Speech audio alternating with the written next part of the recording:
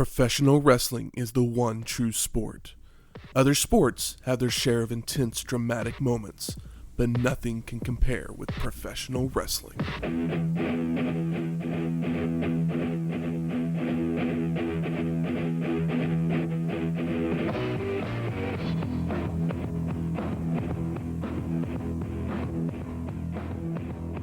Welcome to Wrestling History X, where three friends come together to talk about the stories behind the matches. I'm Matt. I'm Sandman's Ashtray. And I am Arn Andershane. Welcome to episode 116, When Worlds Collide. ECW and what other world?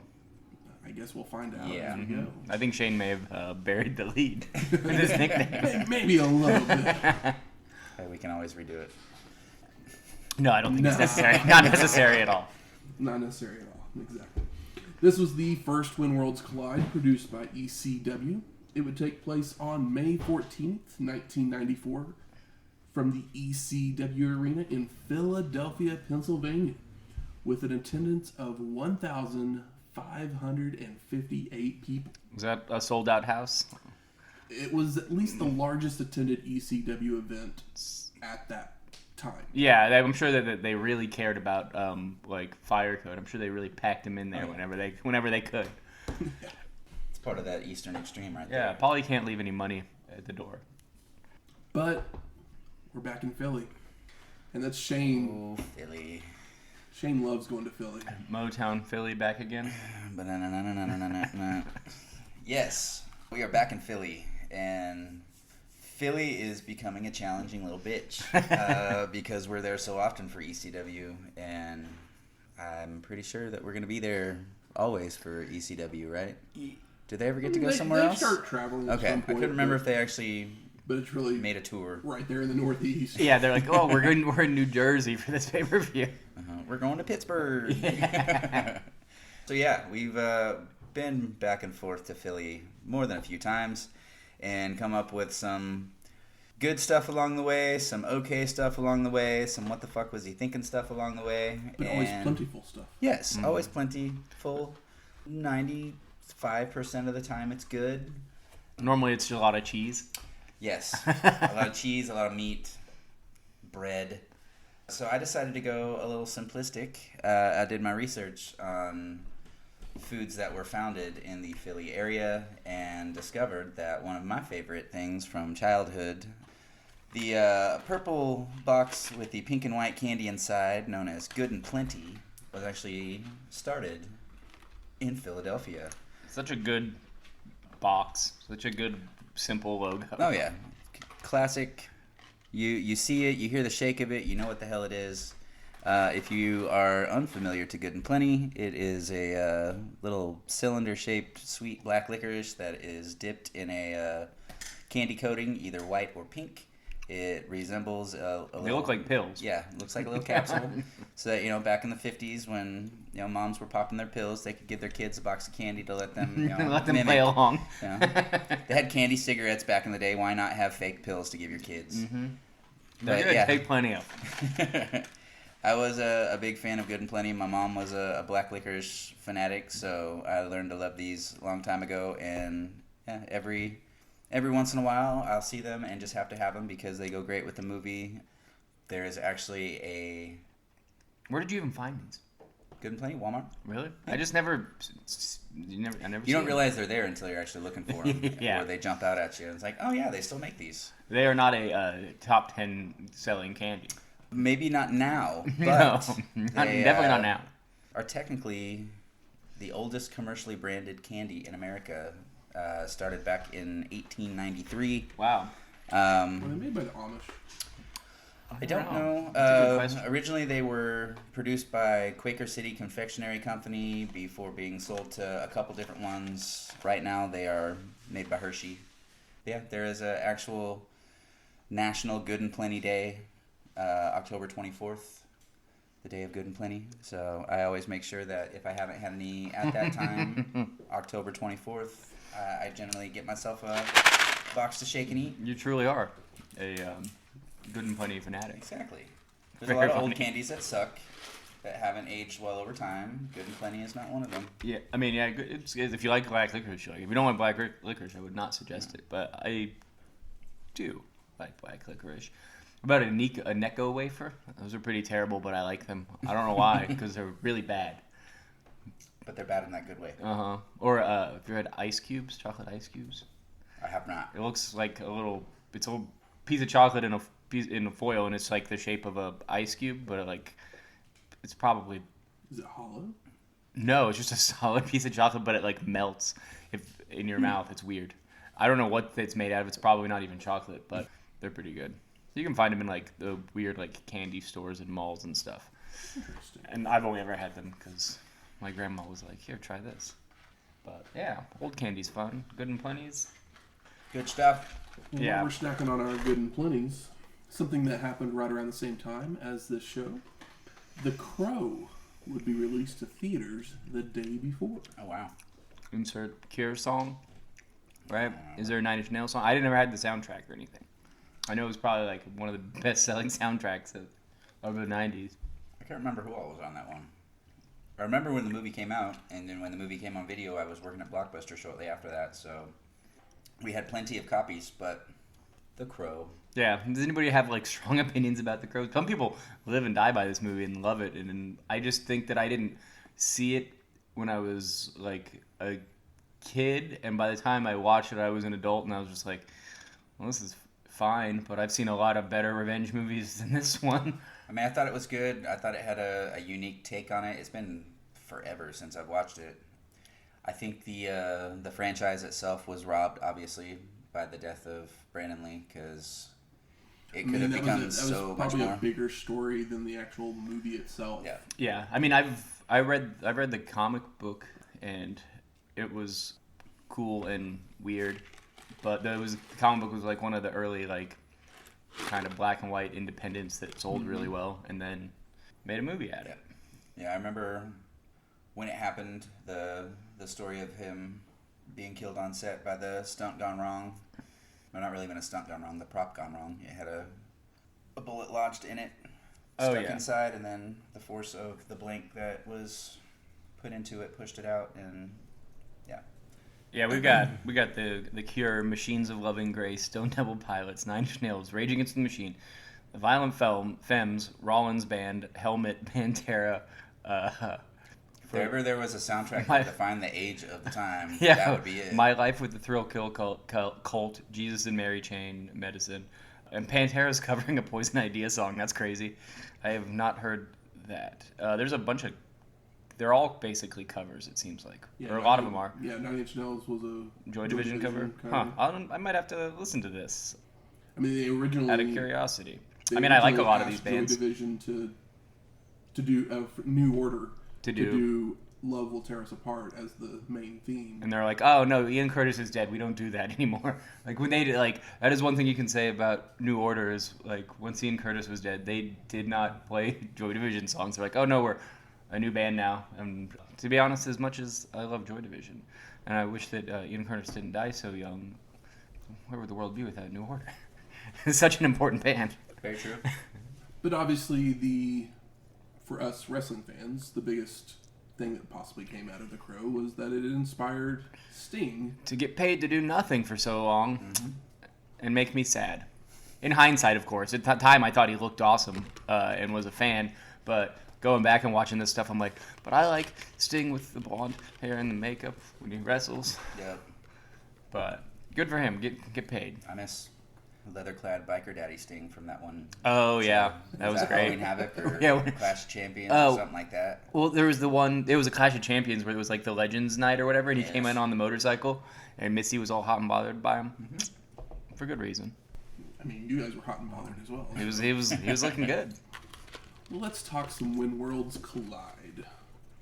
The logo comes onto the screen, followed by a highlight package and the title screen. We got a new logo. It's red and ugly. You don't like it? Oh, I mean, it's better than the other one, but it's not like the ECW logo yet. No, not quite. No. Almost. Still testing some things out. But the package, I noticed, RVD's in the package. Was it? Yeah, and So so was Mikey Whipwreck and Jimmy Snuka, Sabu. LOD, or at least one of them. Yeah. So I thought I saw somebody that was throwing a kick that looked like Van Damme in the opener, but I wasn't for sure if that was him or not because I hadn't seen him yet. I mean, I could be mistaken, but I thought it was RVD. He's got a pretty unmistakable face. So That's true. But I was like, Yeah, definitely I got excited. Newer highlights than we had seen in Yeah. other shows. Yeah. So it was a little bit of a different package. But we go right to our first match. The Rockin' Rebel with Jason, the sexiest man on earth, versus Tommy Dreamer. And Joey Styles is our commentator. Now, Jason has a bandage on his face, and Joey tells us that Taz had taken a bite out of it. Oh my gosh, the Tazmaniac. Maybe he needs a wrangler like Sabu. Goddamn savage. Biting people. The maniac. So Rebel and Dreamer started off by jawing at each other, when Rebel extends a hand only to move it when the Dreamer extends his. So Tommy just slaps Rockin' Rebel's face, and they begin to brawl. Rebel ducks a clothesline, and Dreamer blocks a roundhouse right, but follows it up with a cannonball kick. Rockin' Rebel comes back with chops that just pisses Tommy off, and the two trade chops before Dreamer delivers a shoulder block, snap suplex, and an elbow drop for a 2 count. Old Tommy in his little stripper gear. He'll get more relaxed gear soon enough, Oh, yeah. I'm sure. The old t-shirt and jeans kind of thing. Was it t-shirt and jeans, or did he wear like a... He wore like the trunks, black pants and the suspenders. I just can't see him as anything but like Marcus Bagwell's cousin or brother. Or something like that in his less handsome brother. Yes. Tommy applies a dragon sleeper, body slam, and a knee drop. And I noticed this ref's hair at this point. Yeah. It was like He's got like a... shaved part right here, but then the hair just like slicks over. Like He's got it looks like he owns the Crow soundtrack. The ref has a very like I work at Hot Topic in '94 haircut. Rebel charges into a corner after an Irish whip, only for Dreamer to move and deliver an arm drag into an armbar. Rockin' Rebel fights out and goes for a body slam, only for Tommy to float over and roll up Rebel for a 2 count. Clothesline by Rockin' Rebel. Jason then jumps on the apron, hitting Dreamer with a right hand. Tommy then starts chasing Jason around ringside, allowing Rebel to clothesline Dreamer once again out on the floor. Rookie mistake, Tommy. I know. Back in the ring, Rockin' Rebel stays on the attack with a hard Irish whip, mocks Tommy so he only gets a 1 count. Rebel then goes for a back suplex, but Dreamer shifts his weight to land on top of Rockin' Rebel for a 2 count. Follows that up with a DDT and heads up top, coming off with a splash, only for Rebel to move. Rockin' Rebel with a leg drop to the lower abdomen, swinging neck breaker, running leg drop for a 2 count.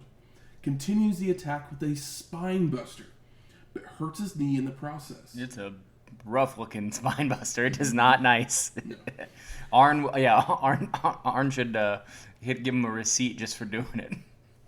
So Rebel is slow to cover and only gets a 2 count. Jason gets back on the apron to distract the ref momentarily, allowing Tommy to hit a Fez press for the pin and the win. You know what the most surprising thing about this match was? That it ended in a Fez press. Just not like, right? I didn't expect an ECW match with Tommy Dreamer to end with a Fez press. Cool though. I mean, I like to be surprised. Tommy Rich, Tommy Dreamer. Yeah, there you go. Nice. It's a Tommy thing. And a Lou thing, I guess. But how many Lou's is there? We got Fez, Albano. Albano's not doing much anything, really. Sitting around at WrestleMania with earrings in. Yeah, face earrings. Yep, counting his rubber bands. Post-match, Rockin' Rebel looks upset with Jason and shoves him, but the sexiest man on earth hands him something from his pocket, and the two men just hug before leaving the ring. Drugs. I mean, might as well be. Might as well be. And we're off to our second match. Mikey Whipwreck versus 911. with Paulie dangerously. Oh, I forgot to wear my Mikey Whipwreck t-shirt. I thought about it whenever I watched this because I looked for that shirt for years, and I own it now. The dragon shirt that he wears here that is so iconic with Mikey Whipwreck. And this match would be for the ECW Television Championship. So the last time we actually saw this championship was at Super Summer Sizzler Spectacular back in episode 93 when Jimmy Snuka defended it. But since then, the title has been with Terry Funk, Sabu, Taz, JT Smith, and Pitbull, with Mikey Whipwreck beating Pitbull the night before. And like the gimmick here is that Mikey Whipwreck just kind of gets lucky because he's just a little pipsqueak, right? Well, he literally was, when he was hired, he was just on the ring crew and started learning how to wrestle. Yeah. And became a favorite of Paulie's. And just kind of a fan favorite. He's like the ultimate underdog for ECW.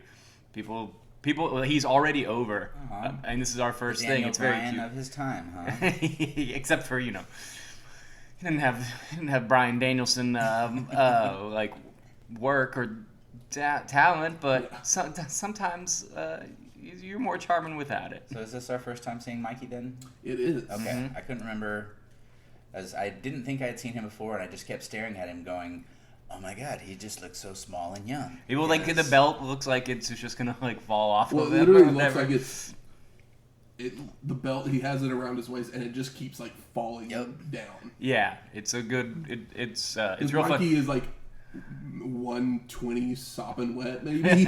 And Joey Styles is like just putting over how he's about to get murdered. He's like, I know what's going through his mind. I know what's going through his head. Soon the rest of his body, and it's like, well, it's a little clunky, but I see what you're doing here. He's about to get murdered by 911. We get it. But the champion came out first. Foreshadowing. Mm-hmm. So the bell rings, and 911 grabs Mikey by the throat and chokeslams him. Calls for another, so he picks Whipwreck up again for another chokeslam. Mikey, we're getting Mikey chance already. The ref and Joey are both wondering why 911 just isn't going for a cover after these chokeslams. He wants to make sure Mikey Whipwreck doesn't mess around in a wrestling ring anymore. Teach this punk a lesson. Mm-hmm. So 911 picks up Mikey again, with the ref yelling him to just make the pin. So he grabs the ref as well, choke slamming them both. That's never a good thing unless you're a 10-time champion. The ref then rolls over and calls for the bell, and we have the disqualification. Post-match, 911 and Paul E are celebrating with the belt, but Mikey Whipwreck is still your champion. Yeah, DQ. But how did I would love to see how he won the title off of Pitbull. Yeah, because he had to pin him obviously. Like he didn't even get a pin; it's just a DQ finish. But just out of curiosity, if they did what cute thing they did. The Taz attacking Jason and biting the face. That happened the night before. Oh, okay. I gotcha. That makes sense. When they announce that Mikey's still a champion, Yeah. 911 is pissed off. I mean, he should know better. So he grabs the ref and choke slams him again. Oh, undercut, just taking a beating. The crowd is yelling one more time. So the ref is destroyed once more. But think of the money he's going to make from this match to get a better haircut. I wonder if he got like an extra $5 for each choke slam. Probably not. Maybe just an extra 10 for all three of them. That was a deal. We'll pay you $15 a chair shot. Well, I know that like 50 times, motherfucker. we're not there yet, but New Jack jumped off something really big once, so it became a thing where like they expected him to do it, and Paul E would pay him extra money to jump off of something big every night. And he was like, "Well, shit, I guess I had to." He didn't want to keep doing it, but he needed the money, and he's New Jack. He's very insane and scary man. So we're headed to our third match. Supafly Jimmy Snuka with Hunter Q. Robbins III versus Kevin Sullivan with Woman. Oh, woman. So Snuka attacks as Kevin gets in the ring before heading out to the floor slamming Sullivan's head on the timekeeper's table. Yeah, they don't waste any time on this one. These two old dudes just kind of jump right at it. But Kevin responds by throwing a chair at Supafly multiple times. A fan then hands Kevin a skillet, who uses it across the head of Snuka. Love fan trash. Pro fan trash. Before ramming his head into the apron several times. Did they do like the let's make a deal thing back then where you bring the weapon, we'll choose you out of the audience to supply it? Yeah. Who's got the trash can lid? Yeah. Just wait till somebody brings a cheese grater. More thrown chairs and a ring hammer to the nuts by Sullivan before heading back into the ring, where Kevin has a spike and is using it across the face of Supafly. Snuka's tossed back out to the floor, where Sullivan gets a crutch from a fan. This is brutal. Like, what are they so mad about? And he starts using it across the back of Supafly, followed by choking him with a ring rope and a wrench across the back several times. Back in the ring, Snuka headbutts Kevin, starts chopping away, only to run into a big boot in the corner. You know, this hat guy is just really giving it to Hunter Q. Robbins this whole time. Just, yelling right in his ear. Hopefully it was nice things.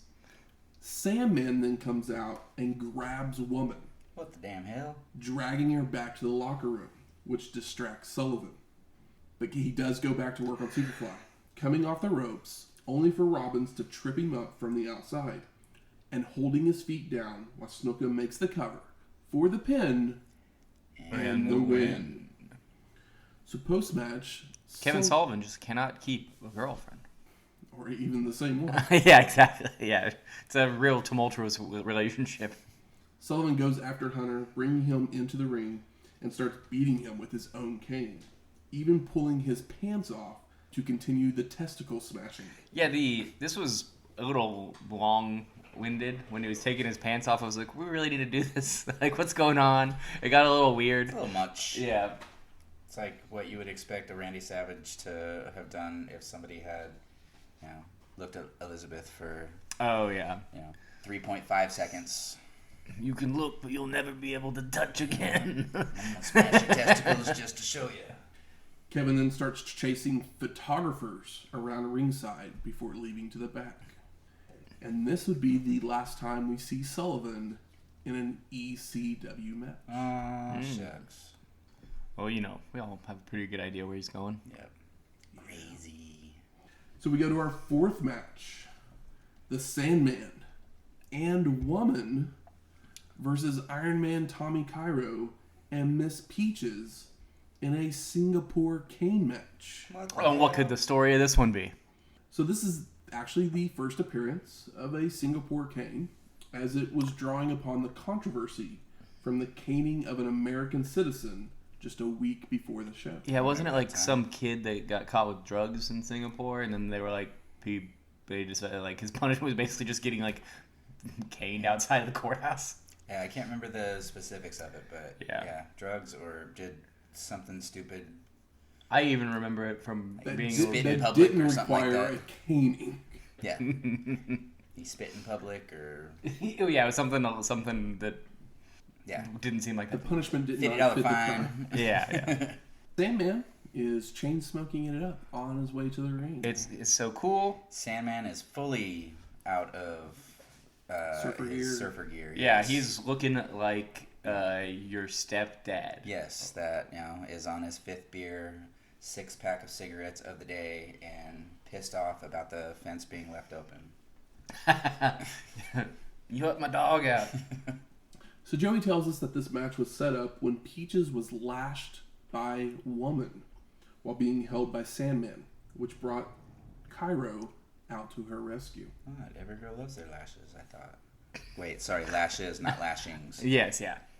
The announcer tells us the loser of the match will receive 6 lashes from the Singapore cane. And Sandman tries to grab the cane away from the ref before the match even begins. Sandman's known for the Singapore cane. Mm-hmm. Is this where he cements his legacy? Or at least begins it. Yeah, and I feel like he's not coming out to Metallica yet. Probably. It's something else. I feel like there's like. I don't think that song was as popular. It was just being released at this time. Yeah, I think half of those like entrance songs on this show are like just half of the track listing from like Thunder Kiss 65, like the White Zombie record. I swear, every other entrance song is a White Zombie song. So they're gonna whack the peach fuzz off. And they say Joey says that because why wouldn't he? So Cairo hits an overhead belly-to-belly suplex to start, followed by Sandman being ping-pong slapped between Tommy and Peaches. Oh no! Sandman comes out to Big Shot by Billy Joel, which is very funny. I was like, because this is not on the network, so like we get the theme songs. They didn't cut them out or whatever. So, but the audio's not great. So I like some of them. I was like, I want to figure this out. I didn't even listen for that. Wow, really? Big Shot? I mean, it's a cool song, but a weird that's not what I thought would have been for Sandman. It's not very heavy. I mean, he just started smoking, so he's getting into the heavy metal is on the way. Another belly-to-belly suplex and a back body drop that sends Sandman rolling to the floor to regroup. Cairo follows out with a double axe handle off the apron and a snap suplex onto the floor. Back in the ring, Tommy comes off the top rope with a double axe handle, a double underhook suplex, but a low blow from Sandman allows him to take over, hitting European uppercuts, a vertical suplex, and a top rope elbow drop, followed by a pile driver. Tommy Cairo is built like a pro lifter, and Sandman is built like a bag of beer cans. I don't remember Tommy being that big. Me neither. I said the same thing. I was like, well, we've seen some Tommy Cairo before, but this looks like a whole different person. Maybe I just didn't remember him. Yeah, he's got some extra water weight or something on him, because like when he tenses up, when he tenses up, you can see the abs, and then he'll go to take a breath, and it's just like there's the belly, and I don't remember him having that big. Maybe he got getting paid a little bit more. He's got juice cash. Maybe this is what Peaches does. She finds a guy that is. Are you calling her a drug dealer? Not a drug dealer. Maybe she inspires them to hit. Sandman was this pretty boy beach guy. Pretty? Prettier than what he became. Yeah. He was this young, inspired wrestler that came down in his surfer gear, and now he's wrestling in sleep pants and ripped t-shirts and smoking cigarettes and grabbing women out of the ring. Yeah. And look at Tommy Cairo before he was this. So you're blaming Peaches, huh? Hey. You're blaming the woman. I mean, ECW is going to do that for the next like 6 years, from probably half of their feuds. And Sandman tosses Cairo to the ropes, but telegraphs a back body drop. So Tommy kicks him and clotheslines him before hitting a power slam. Ironman hits a DDT and covers, only for Woman to run in to break it up. This also brings in Peaches, and we got us a cat fight. Fuck yeah, we do. And while this happens, Cairo does something to Sandman. It's in the background. Yeah. Can't really see what's going on. Knocking him down before pulling the two women apart, which allows Peaches to run over and make the cover for the pin and the win. And what time is it? Singapore K time. So Peaches pulls Sandman's pants down before beginning to cane him across his ass. Once, twice, 3 times. Supposed to be 6. That was the deal. She's a lady, so. Yeah. Woman runs in and throws salt in Peaches' eyes. She swings that cane like a Is Mr. Fuji here? Tommy then starts stalking after Woman, but Sandman with another low blow to save her, and he begins to cane Cairo, even across the forehead to cut him open. Sandman continues to whack away when he catches Peaches on a backswing. Woman then asks for the cane, while Sandman picks up Peaches, where Woman just goes to work on her. The backswing is done pretty great, like catching her on accident. Yeah. Sandman then canes Cairo a few more times before they leave the ring, before Tommy carries Peaches to the back. Well, you know what the worst part of this whole thing is there's that spot where Peaches is crying on the mat, and Sandman goes over and ashes his cigarette on her, which is like serious. I know it's just wrestling, but it's seriously disturbing. It's just like, ugh, I feel dirty watching this. It's so not cool. and so funny. That was perfect to the character, though. Yeah. I'll give him that. I mean, yeah. Sandman has arrived. I don't think it gets a lot grimier than ashing on your wife or ex-girlfriend while she's crying. Is it extreme yet? It's getting there. Little by little, bit by bit. So we got our 5th match. Pitbull with Jason versus the Tazmaniac in a grudge match. Oh, they must not like each other. I mean, Tazmaniac cost Pitbull the TV title the night before. Yeah. His manager's face off. With a name like Pitbull and Tazmaniac. This is heel versus heel. Before either wrestler comes out, the ring announcer announces the referee, which happens to be the guy with the bad haircut. And He's the ref, like, for 90% of this show. Maybe all of it. I don't remember. at least the first half. Yeah. He didn't even have to go to a local medical facility after his chokeslam. I know. Because That's kind of it messed died. up. You would think that they'd have to give him a break after the show. You think so? Kayfabe, guys. Kayfabe. But then 911 all of a sudden jumps in the ring and chokeslams him twice more, knocking him out, and the crowd is chanting for 911. 911, yeah, they just love the ref violence. So we get a new ref before the competitors make their way to the ring.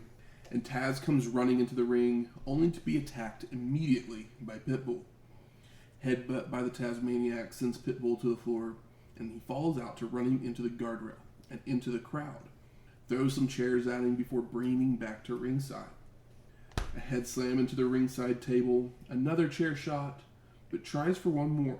But Pitbull blocks and takes control with several chair shots of his own. And Pitbull actually did come out to Thunderkiss 65. Nice.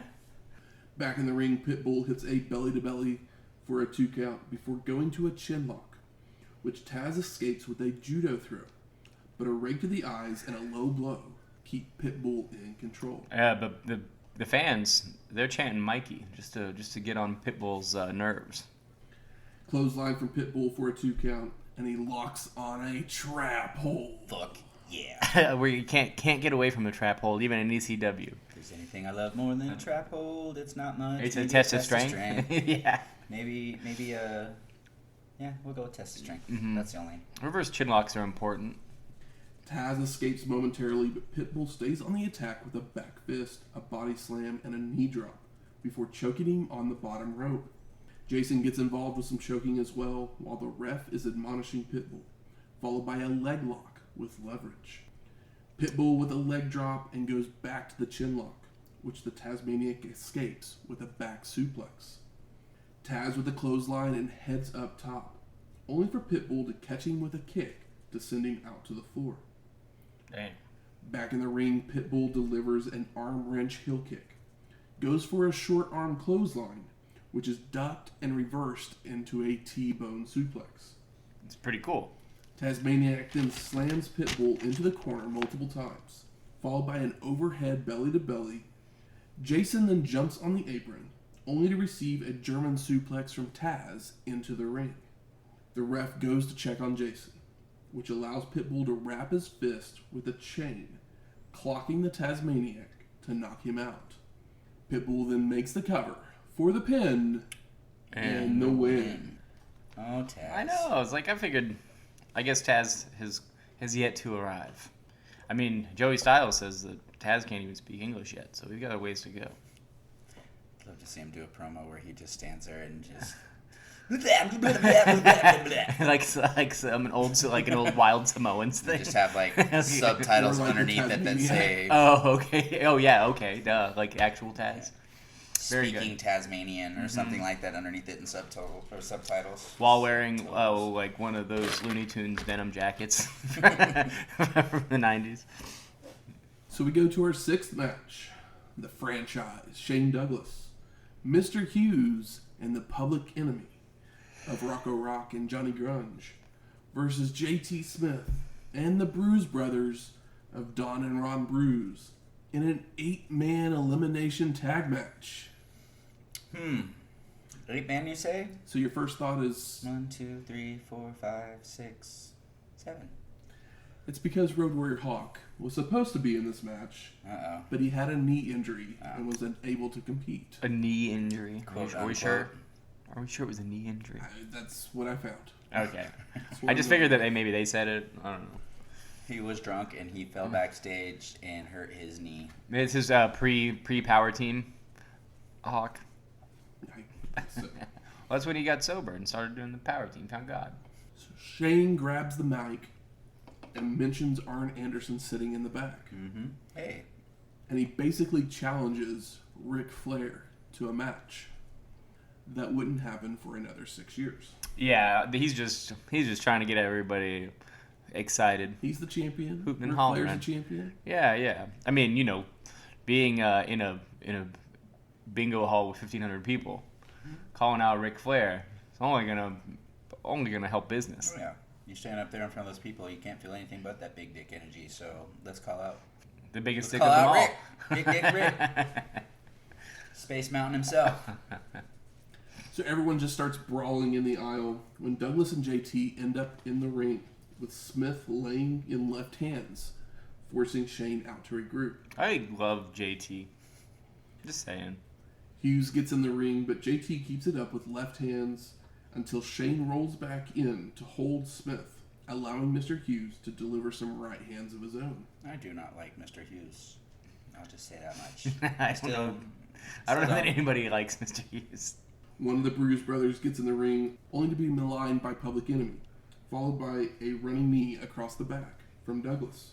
Joey says it's Ron Bruise who's being worked over by everybody until he fires up on Rocco, charging into a corner, only for Rock to avoid.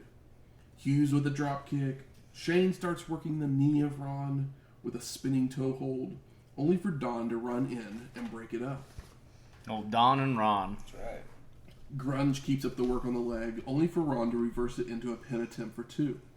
Mr. Hughes is then stopping away on the knee, and Douglas applies a single leg crab using Rocco for leverage, before tagging in Rock, who takes over the crab as well.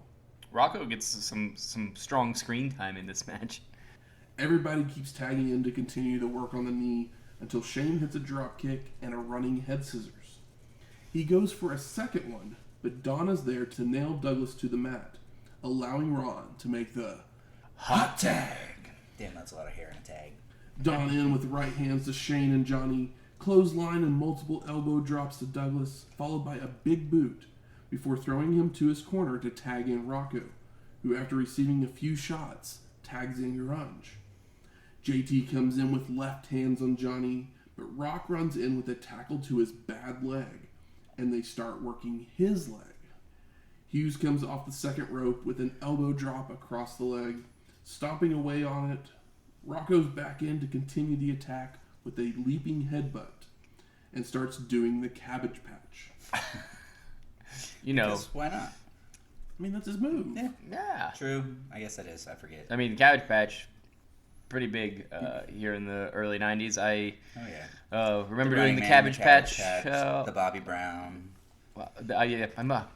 Which one's the Bobby Brown? Oh, I don't even remember. Okay. I just remember the Cabbage Patch because I think everybody did it. It was just like a thing that little kids did on the recess. Just remember all those dances had such... I mean, they were fun names at the time, and I think back, I'm like, why the hell did we do something called the Bobby Brown, or the Cabbage Patch, or the Roger Rabbit, or... people are going to be saying that same thing. I mean, Bobby Brown in 20 years from now. Was pretty cool. What the fuck were we doing trying to Dougie? Oh, yeah. Teach me how to Dougie. 20 years later?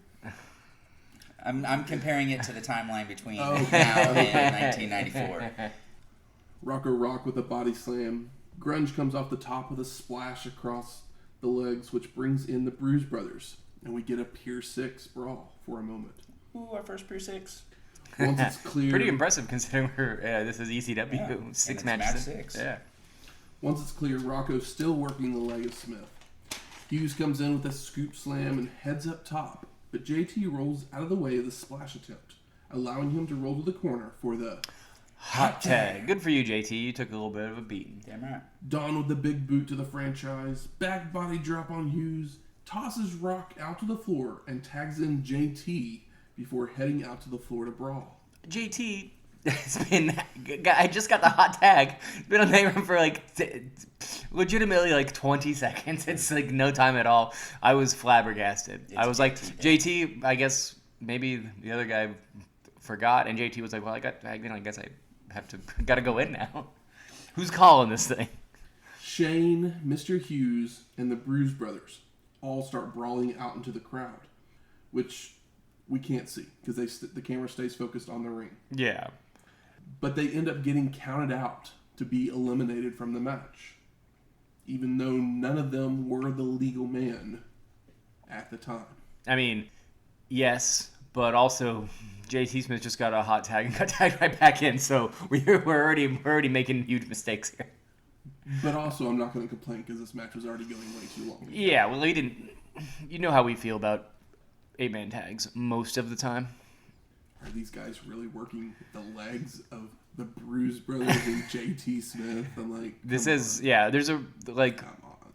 As much as I'm not the biggest Survivor Series fan, I understand it, especially in hindsight, and why like Shane loved it as a kid because it was lots of jobber matches back in the day. So it's like you got to see all these guys in the ring.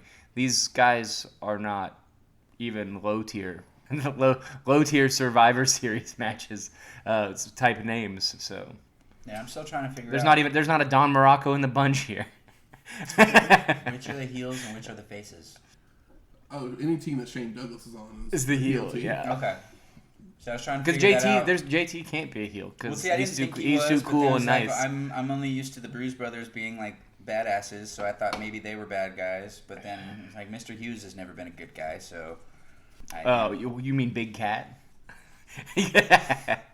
Which name is better, Mr. Hughes or Big Cat? I'd go with Big Cat just because at least makes him sound different. Yeah. Mr. Hughes just. It sounds like the guy that next door. It sounds like your limo driver. Bad. Yeah, they're both bad, obviously, but yeah, Mr. Hughes just sounds like a limo driver, but he also dresses like a limo driver, so it kind of makes sense.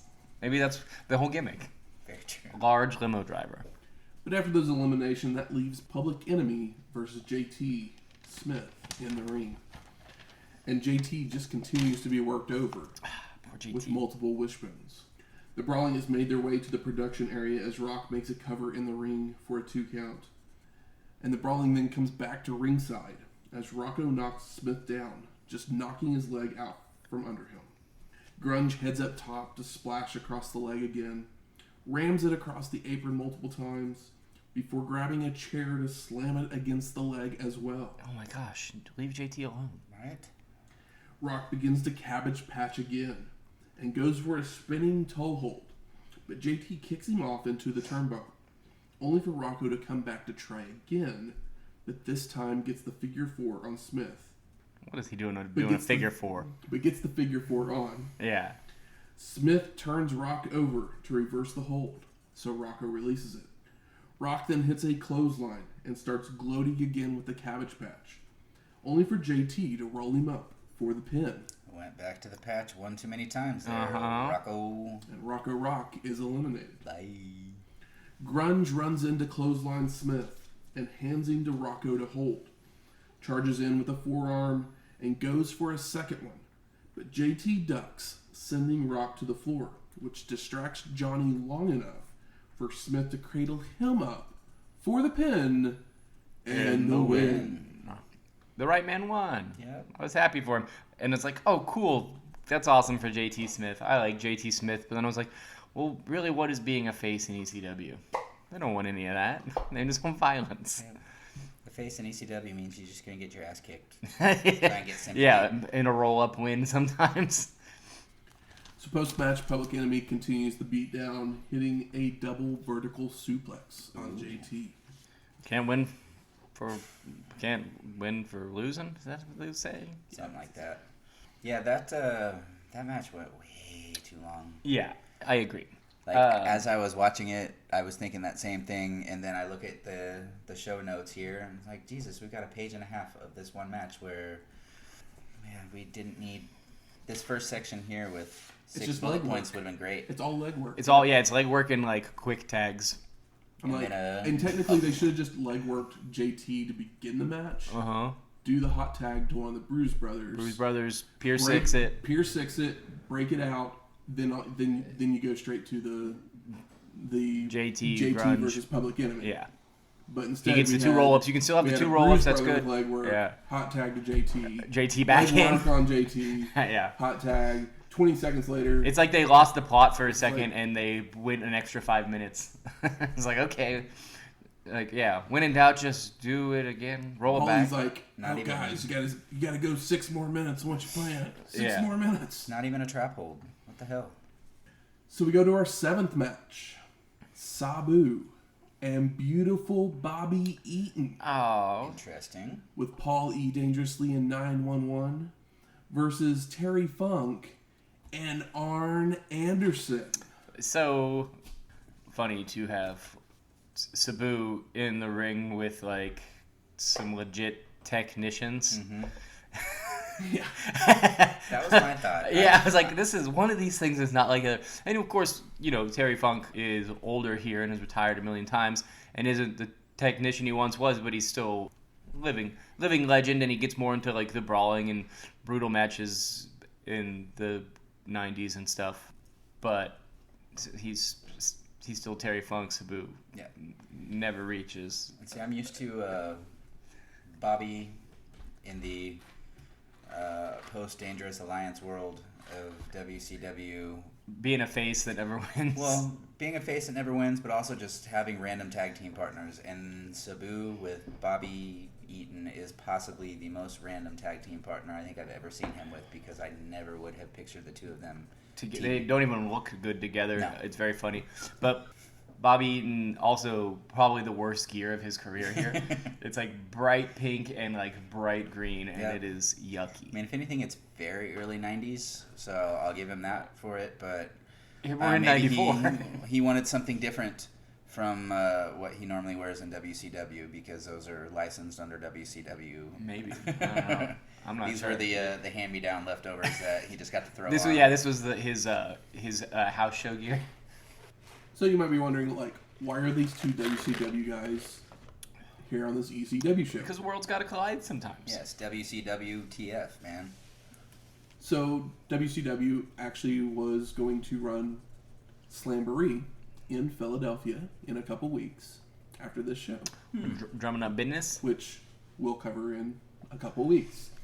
And basically they were like, well, to help promote our show, let's have a couple of WCW guys come to the ECW show.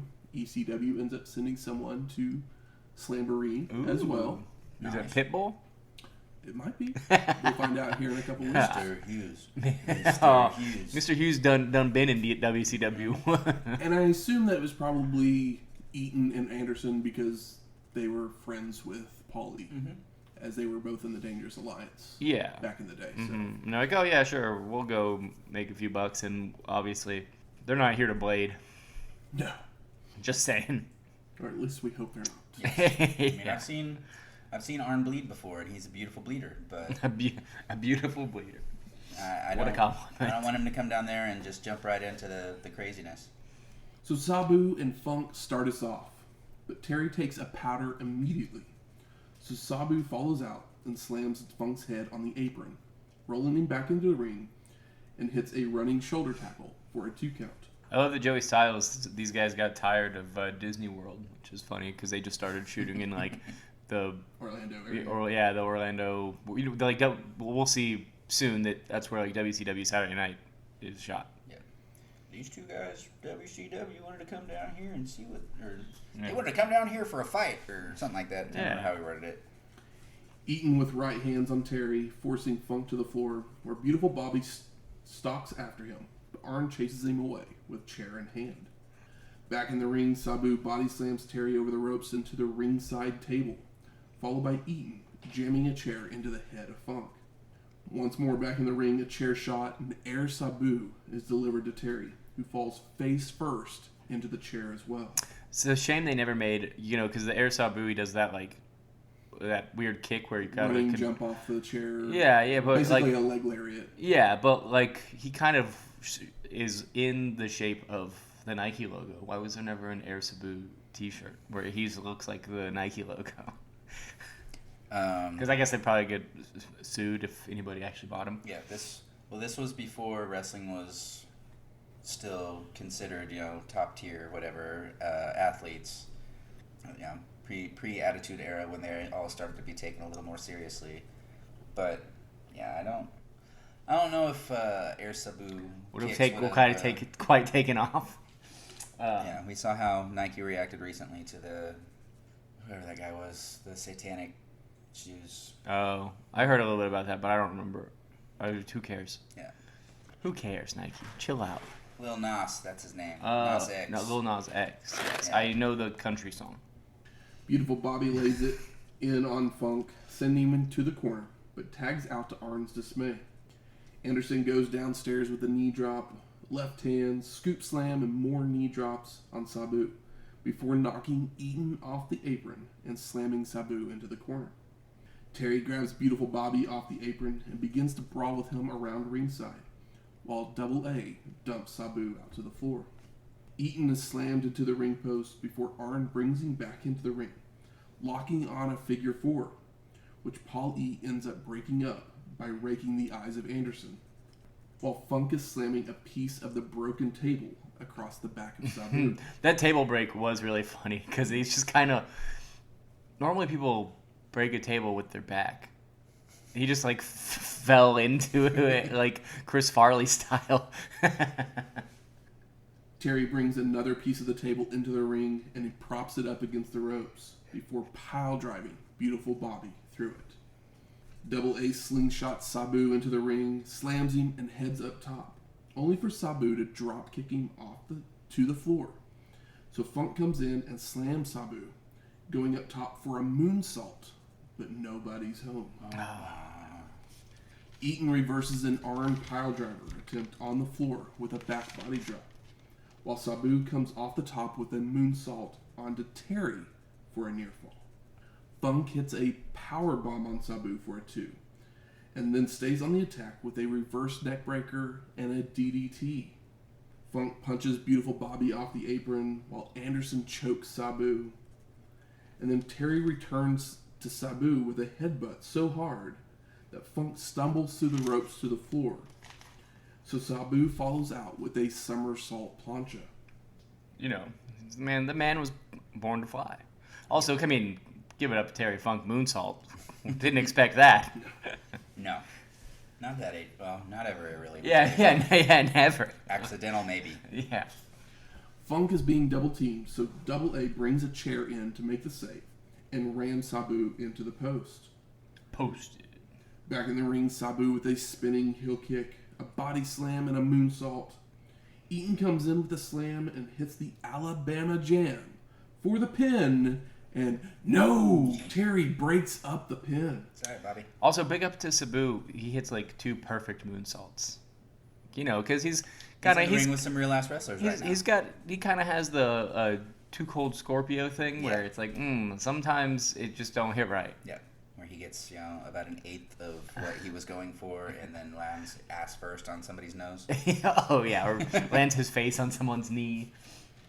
Funk and Eaton start brawling on the outside, while Sabu wears down Arn, slamming him before hitting a slingshot senton, followed by an Arabian press for a near fall. Anderson is then tossed to the outside, and Sabu comes off the apron with a double axe handle. Tries for a second one, but Double A moves, sending Sabu into the guardrail. Back in the ring, Arn hits a pair of DDTs, while Beautiful Bobby and Terry have made their way to the Eagle's Nest. Oh my God. Where Joey is. Wow. Funk pile drives Eaton in the nest, while Anderson hits a spine buster on Sabu. And who shows up? As Terry's making his way back to the ring, Public Enemy runs out and attacks him with 2x4s. We've seen enough of you, Public Enemy, for a night. But Arn Anderson makes the save with a steel chair. But when he turns to go back into the ring, Public Enemy then attacks Arn. Oh, no, they didn't. Funk makes it back to the ring, allowing Sabu to apply a spinning toe hold. But Terry counters into a small package for a 2 count. And Joey lets us know that Terry Funk's knee is bleeding. I'm not sure how he knows that, but he keeps talking about it. Sabu grabs a chair and slams it across the leg of Terry, but Anderson has made his way back into the ring to grab Sabu, allowing Funk to grab the chair himself. Terry swings it, but Sabu ducks, hitting Double A instead. But Funk is still able to whack Sabu a couple times before locking on the spinning toe hold. but Sabu grabs the chair and nails several chair shots to escape it. Oh yeah, he leans in to make sure it's like, oh, okay, can you reach me? Arn makes his way back into the ring and takes the chair away from Sabu. Is that enough? But he starts hitting Terry with it. I know. Come on, bud. Right in the knees. We know Terry Funk's got bad knees. He walks like a toddler. Sabu rolls Funk over into a single leg crab for the submission and the win. I know. Crazy. We go to the back, and Paulie dangerously is handing money to Public Enemy before cutting a promo on Terry Funk, Who is this man? who refuses to die, who has a death wish, who the funk is this man? And then we go to Terry Funk in his locker room, and he says, who are we? We're the Funk Brothers. Sorry, I broke. We're the Funk Brothers. Basically setting up the next show as we fade to black. Funk Brothers, eh? So I ask you, gentlemen, What could that mean? what are your overall thoughts of When Worlds Collide? It was a quick and easy watch. Yeah. It definitely went a little quicker than I thought it was going to.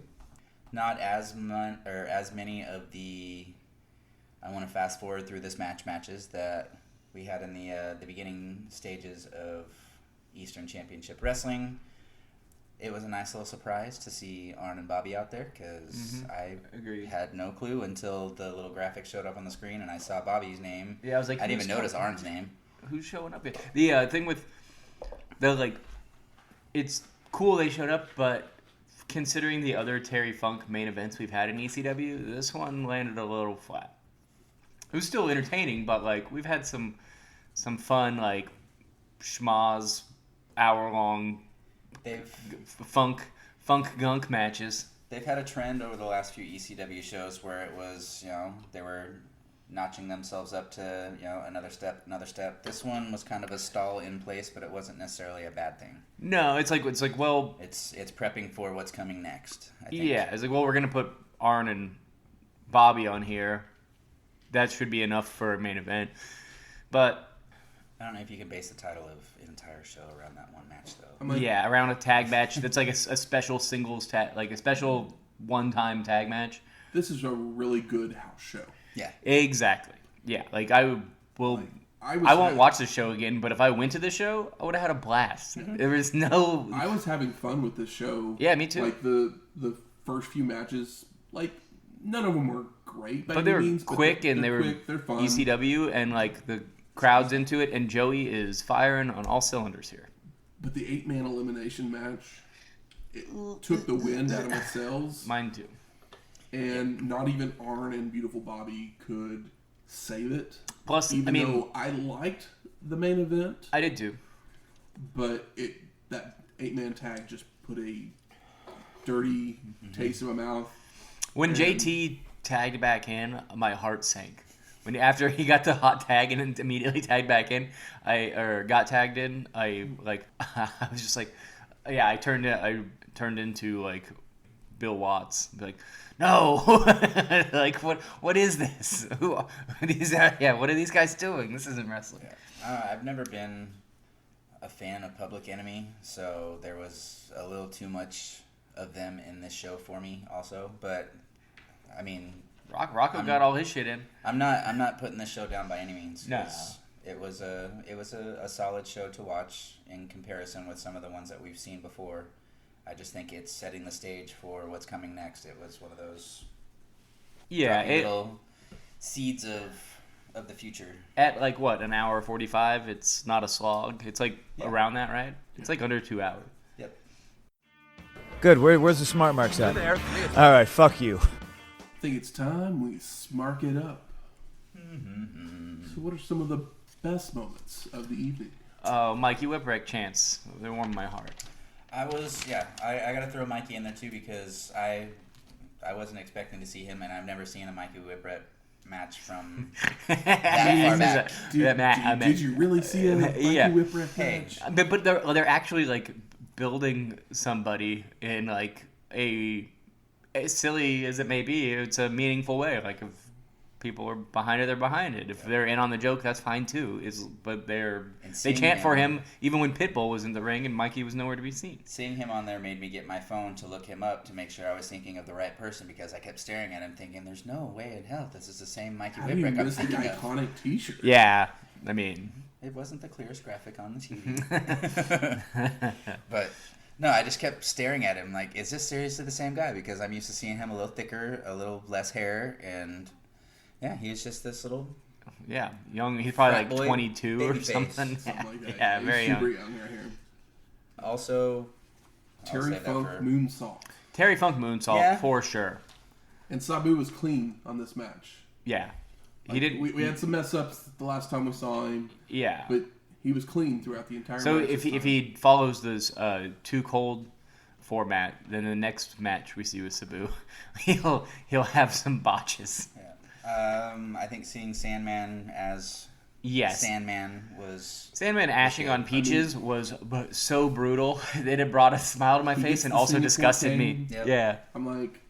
Singapore Cane, that's like synonymous with ECW. Exactly. Everybody thinks of that, whether they've seen this match or not. They think of the Sandman, cigarettes, Singapore the cane, and the cigarettes and the cane, and the Budweiser.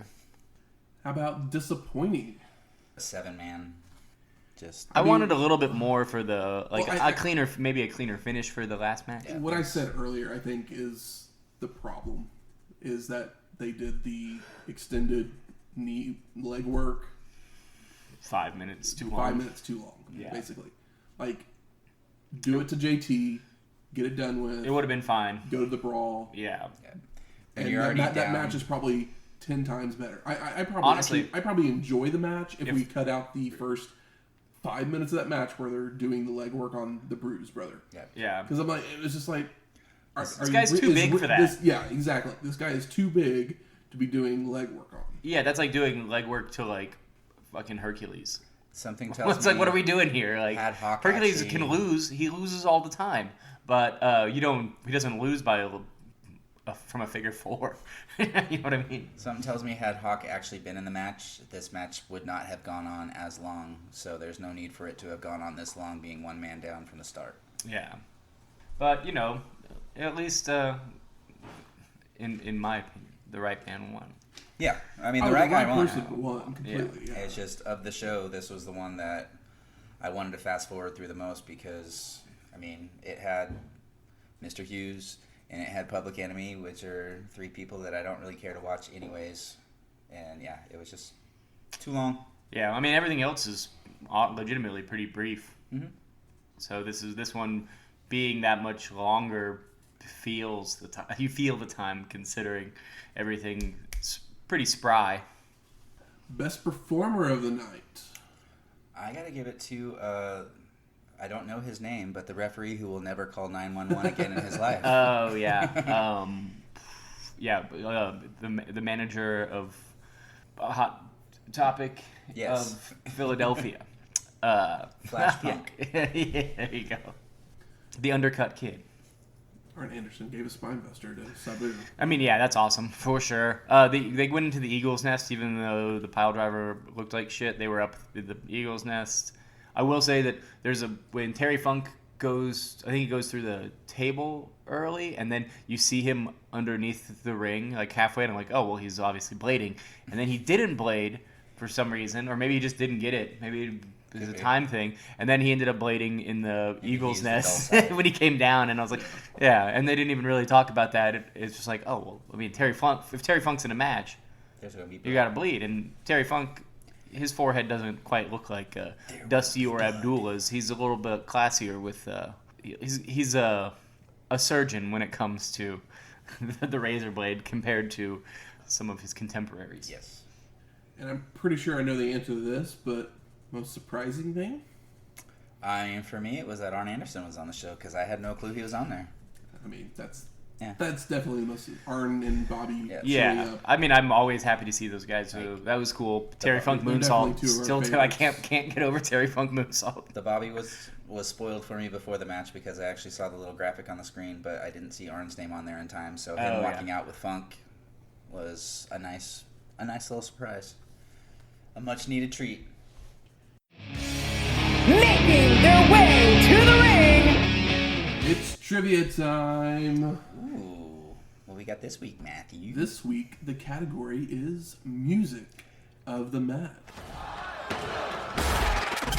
Hit my music. Break it down.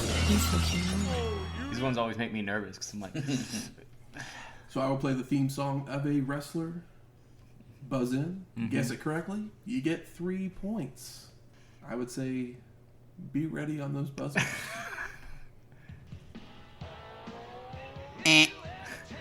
Shane?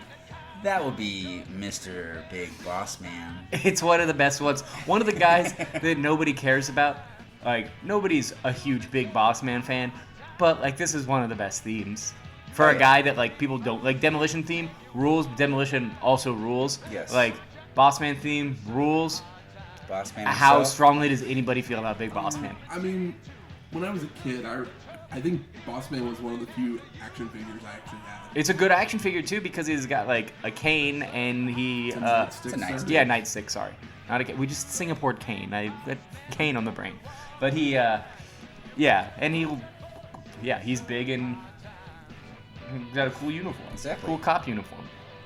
No, it was awkward for him to be teamed with Akeem when they first brought him in. But, Oh, yeah. you know, hey, they spun out of that and... Did Akeem do the Cabbage Patch? Before the Cabbage Patch existed, did Akeem create the Cabbage Patch? Akeem did I Want to Be Dusty Rhodes. So, And then walk like an Egyptian. Yes. Yeah, that was it, yeah. Akeem, as lame as it was pretty fun just because he really went all in on being a goof nugget. yeah, Boss Man, I saw him wrestle a few times. Yeah, I remember his match getting hung in the ring by Undertaker. There we go. I mean, the Boss Man really stuck around for a long time. Oh, yeah. Like, he was just in, like, every episode of Raw of the Attitude Era.